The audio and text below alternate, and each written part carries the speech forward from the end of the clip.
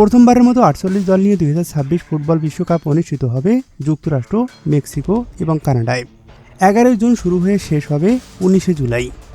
আসন্ন ফুটবল বিশ্বকাপকে সামনে রেখে রেকর্ড প্রাইজ মানি ঘোষণা করেছে বিশ্ব ফুটবলের সর্বোচ্চ নিয়ন্ত্রক সংস্থা ফিফা। এবারের আসরে চ্যাম্পিয়ন দল পুরস্কার হিসাবে পাবে $50 মিলিয়ন, যা বাংলাদেশি মুদ্রায় 610 কোটি 61 লাখ টাকা। আসন্ন বিশ্বকাপে মোট প্রাইজ মানি $655 মিলিয়ন, যা 2022 ফুটবল বিশ্বকাপে প্রায় 50% বেশি। এক নজরে দেখে নেওয়া যাক কে পাচ্ছে কোন পুরস্কার। চ্যাম্পিয়ন দল পাবে 610 কোটি 61 লাখ টাকা, আর রানার্স আপ দল পাবে 403 কোটি টাকা।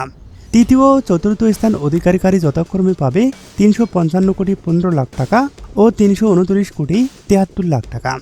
পঞ্চম থেকে অষ্টম স্থান অধিকারী পাবে 332 কোটি 3 লাখ টাকা। পাশাপাশি নবম থেকে 16তম স্থানে থাকা দলগুলো পাবে প্রায় 183 কোটি 18 লাখ টাকা করে।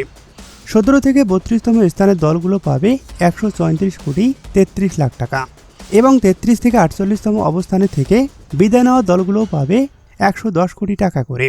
সব মিলিয়ে 2026 ফুটবল বিশ্বকাপ হতে যাচ্ছে ইতিহাসের সবচেয়ে বেশি অর্থমূল্যের টুর্নামেন্টগুলোর একটি।